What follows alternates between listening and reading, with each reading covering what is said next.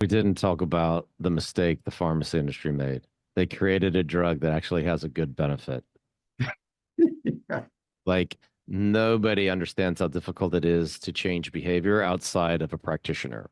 Yeah. Asking Kyle to go exercise, like he mentioned, or to change his diet or to get more rest are behavior modifications. The Hmm. most difficult thing to change is behavior. Now they created a drug that's, the GLP-1 drugs change behavior.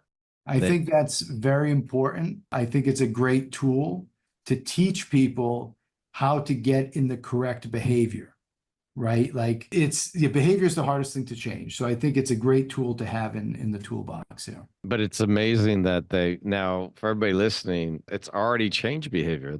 When you watch the money, which is all you need Hmm. to understand, the money has moved out of Wall Street from fast food and dialysis because Yeah. you're going to have less people have diabetes. You're going to have less people get kidney failure.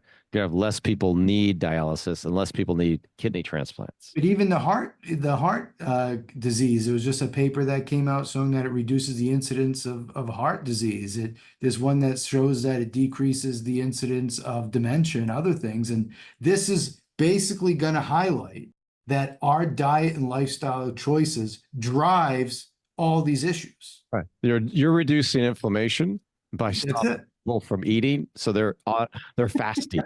Yeah, they're fasting, which is upregulating housekeeping genes like sirtuins and foxos and all these other things that then help repair DNA, improve the efficiency of your metabolism and your gene expression, reverse DNA methylation, improves proofreading, and the epigenetics. So that we didn't even cover epigenetics, but my previous with longevity, epigenetics is what we do every day that drives our gene expression and how we age and how we get diseases.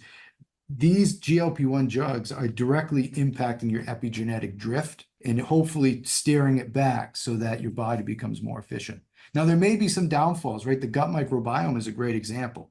Now maybe you're not having as much prebiotics, right? Maybe it's not as frequent.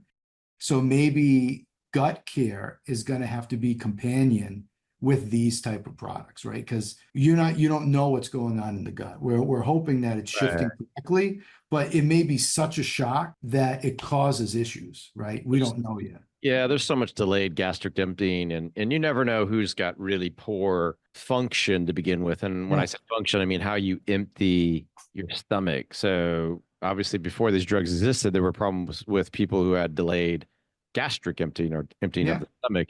This definitely promotes delayed gastric Yeah. emptying.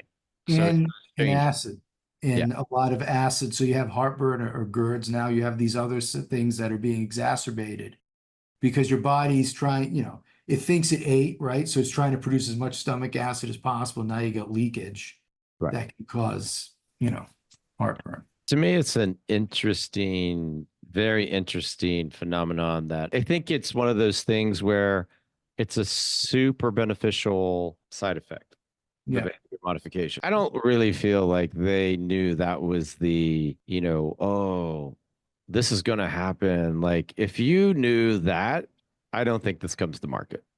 No, in drug development, so previously I worked to develop a diabetic foot ulcer drug.